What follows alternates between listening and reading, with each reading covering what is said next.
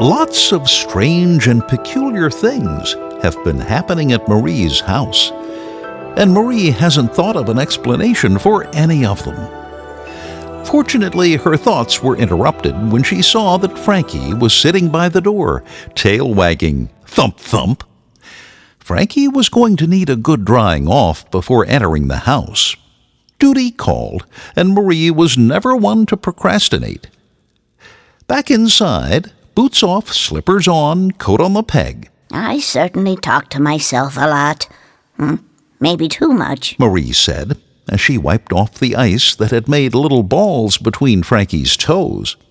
She then scrubbed the damp fur on his back where he had gleefully rolled in the snow. This will do for now.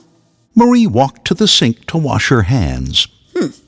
Where was I before all this craziness began? Oh, yes, baking. I think this is a pecoon day.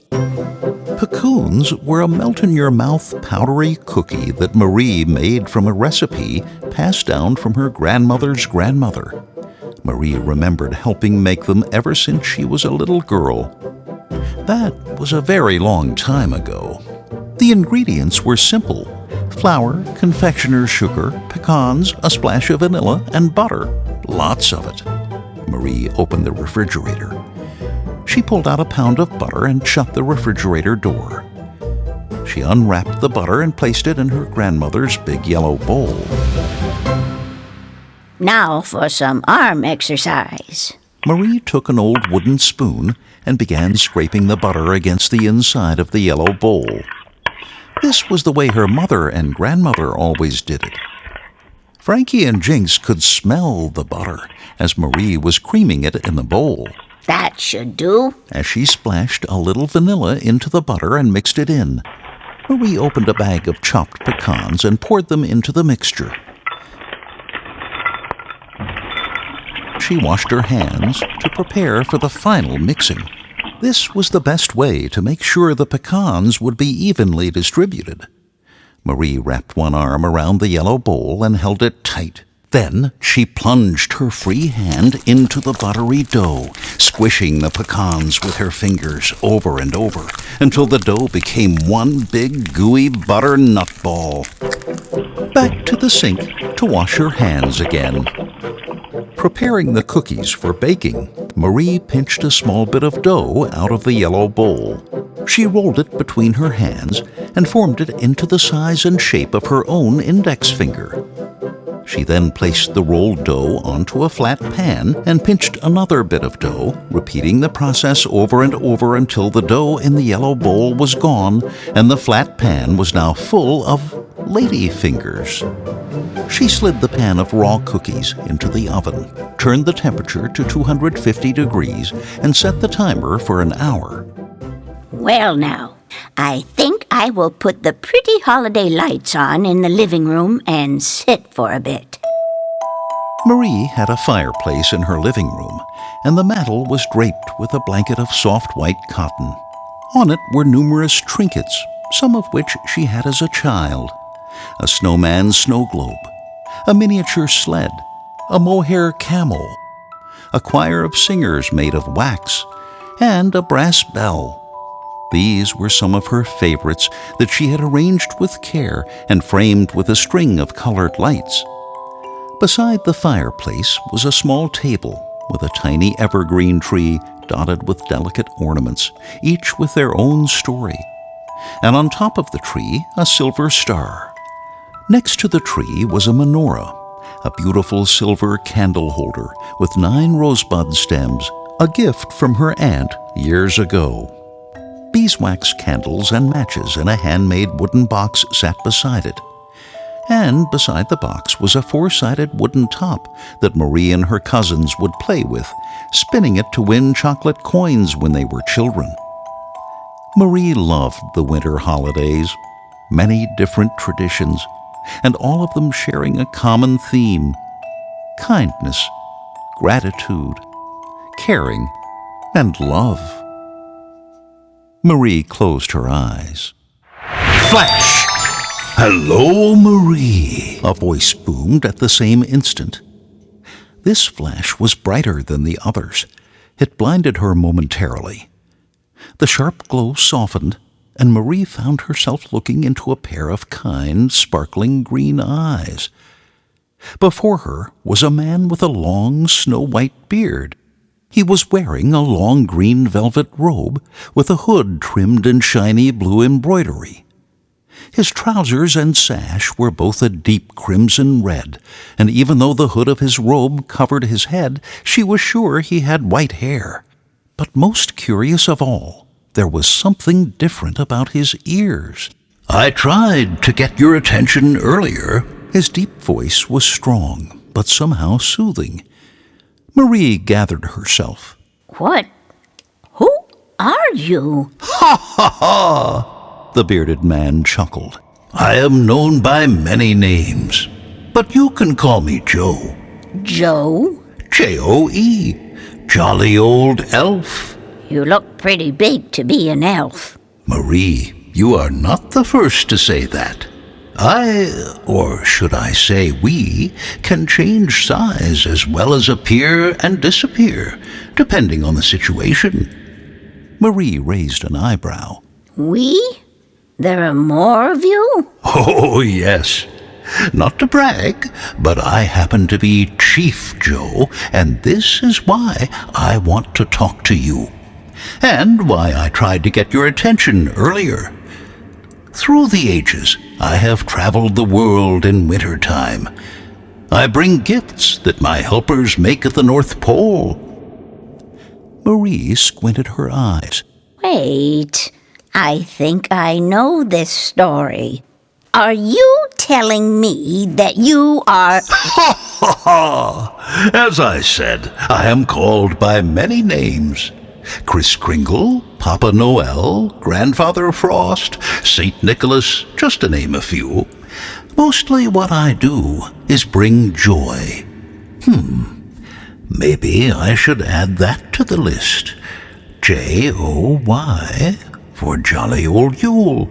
Nah, on second thought, I'll stick with Joe. Ha ha ha! Clearing his throat, Joe leaned into Marie, lifted one eyebrow, and spoke in a serious yet still compassionate tone.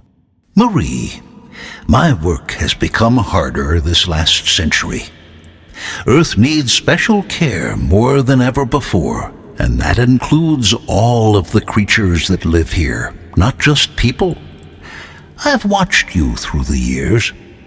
You are honest, kind, and generous, and you take special care of the animals you meet. I've seen how you are. You have a big, big heart and a gentle nature. You really are special, and I could really use your help to care for the animals while I do my best to care for the people. If you decide to join me, you will be given special gifts, or powers if you will, like the ability to speak animal languages, be it bird, elephant, dog, even the creatures that live in the water." Marie hesitantly raised her hand. Excuse me, Joe. I think I did have a short conversation with a squirrel this morning. "Ha ha ha! I was testing you." You would visit all the animals on a special night and give them a gift of food, or maybe a soft, safe place for them to sleep, a gentle touch, a hug, or perhaps a plaything like a ball. All of the creatures of Earth need kindness. My hope is that the kindness you and I share with the children and the animals will help to someday bring balance and harmony to everyone and everything on Earth. Marie thought to herself. That is a big task. Joe read her mind. Yes, that is why I am asking you. You will have plenty of time to prepare for this night, and I will help you. And in case you're wondering how you will do it all in one night, the wind will carry you. Joe smiled and then winked. It's a deal I made with Mother Nature. Suddenly, Marie realized she was not in her rocking chair, but floating in space. And instead of being frightened, she felt as if she weighed no more than a feather.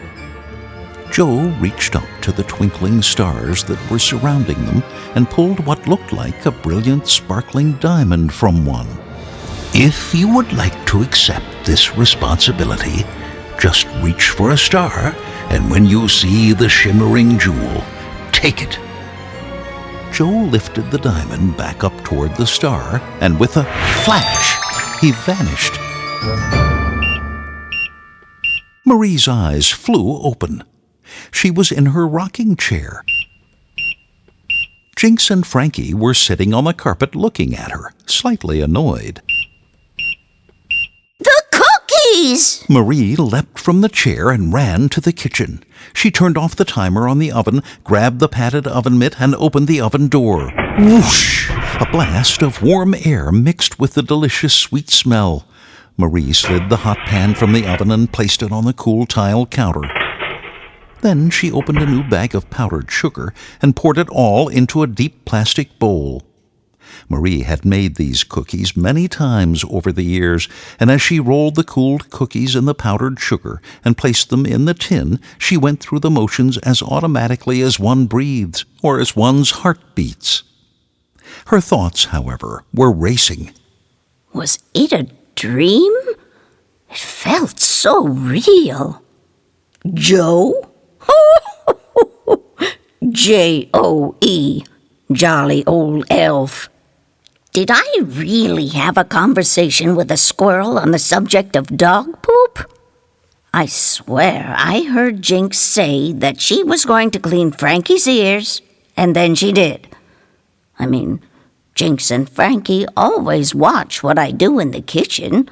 I wouldn't be surprised at all if animals could talk and think and feel. At that moment, a thought popped into Marie's brain. Stop it! You're anthropomorphizing. This is silly. Quit trying to make your animals human. Marie took a deep breath and calmed herself. It would be nice to be able to understand and talk with the animals. My heart feels warm when I care for animals in need.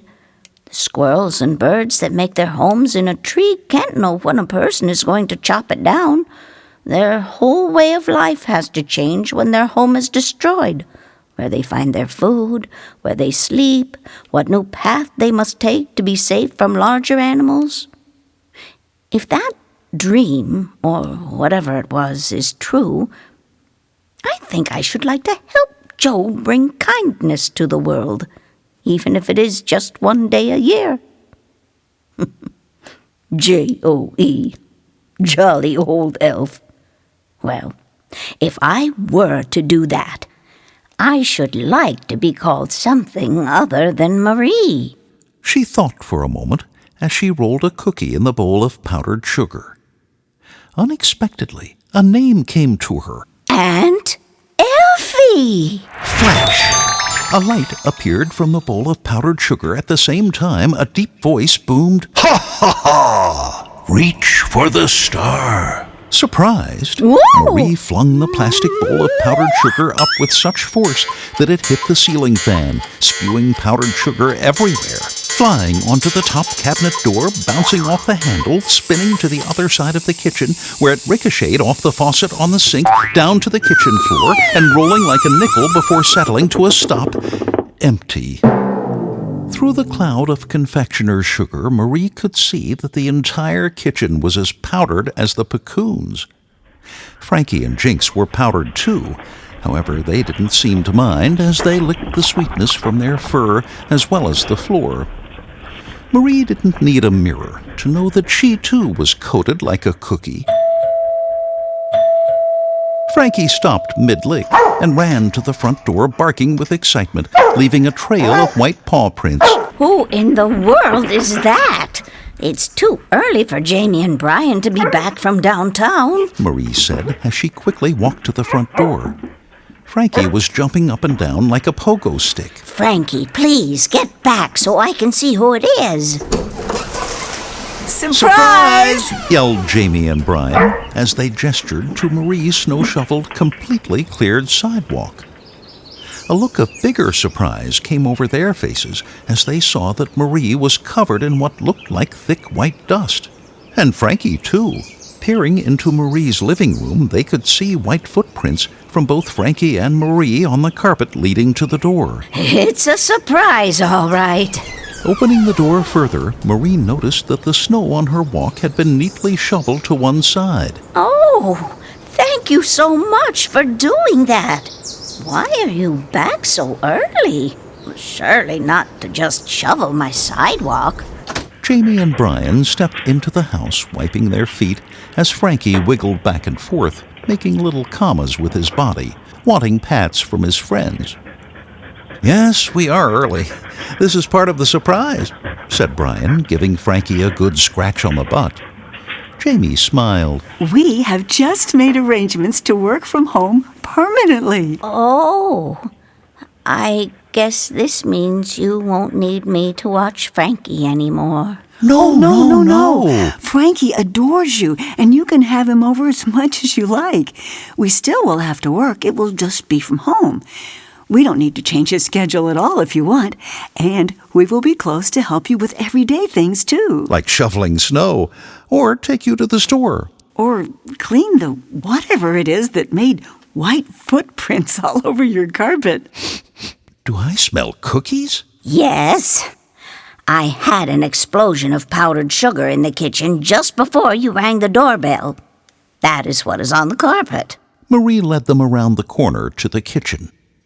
Jamie and Brian's eyes widened in disbelief as they saw what indeed seemed to be an explosion of powdered sugar. It was on the front of the cupboard doors, the ceiling fan, on top of the refrigerator. The powder covered the countertops and the green and chrome table. It found its way into the burners of the stovetop. It covered the toaster, the blender, and the tea kettle with a light, delicate dust. It was even in the sink and all over the floor, where Jinx sat happily licking the sweet powder from her paws. Frankie joined Jinx and lapped the floor with his wide tongue. Wow! You were not kidding! This is an explosion! Brian gasped, ignoring the kitchen blizzard. Marie's famous pecoons! Yes, I made them for the both of you. Have one. Marie gestured as Brian was about to pick one up anyway. Get one for Jamie, too? Well, I may as well have one, too, and see if the powdered sugar explosion changed their taste.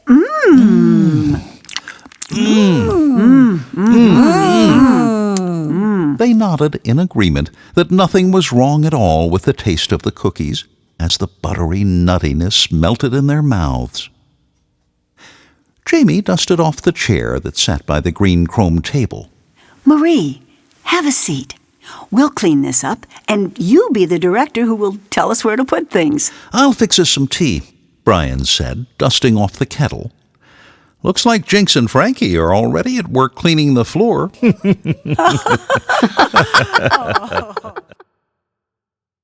2 hours later, after much laughter, cleaning, tea drinking, and cookie eating, the kitchen and living room were neat as a pin.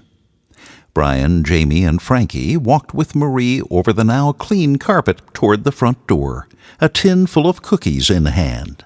"Thank you so much for the delicious pecoons, Marie. Did you keep enough for yourself?" Oh, yes, I have plenty. Thank you for helping me today, shoveling my walk and cleaning my kitchen. Oh, if it weren't for the both of you, it probably would be covered in powdered sugar until spring. Jamie looked at Marie warmly. Marie, you are so very dear to us. If you ever need any help with Jinx or the birds or cleaning, we would do anything for you. "We think of you as our mother next door." Then he kissed her softly on the cheek. Marie could see they both had tears starting to form in the corners of their eyes, and Marie could feel her own eyes begin to water. You two feel like the children I never had. I love you both dearly. All three embraced, with the tin of cookies acting as a magnet between them.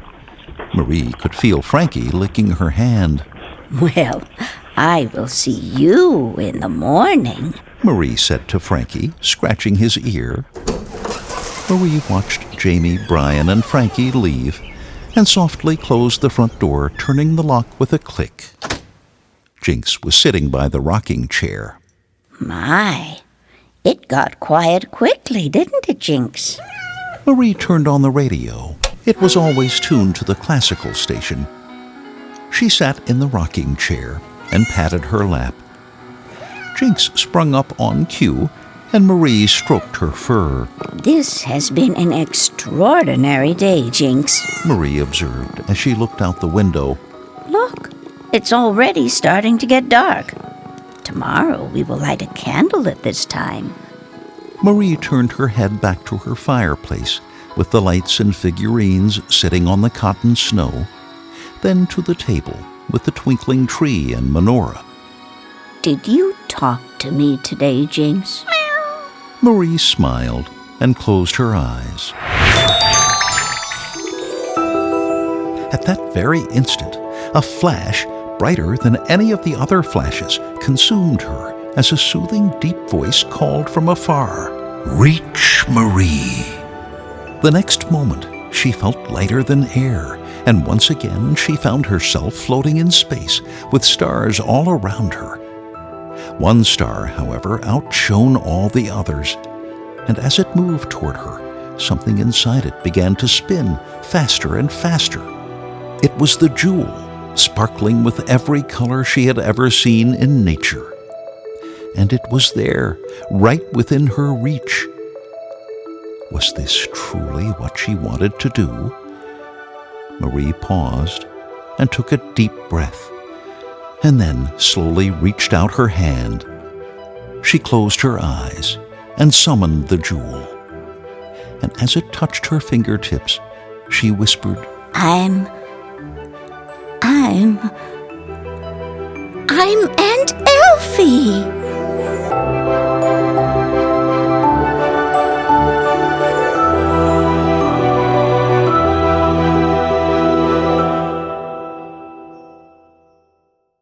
Bizzo's Holiday Secret was written and produced by Bonzer Productions, starring the voices of John Polk, Diane Wasnock, and Barb Polk. Recorded at Big Bear Studios. Editing and sound design by John Polk.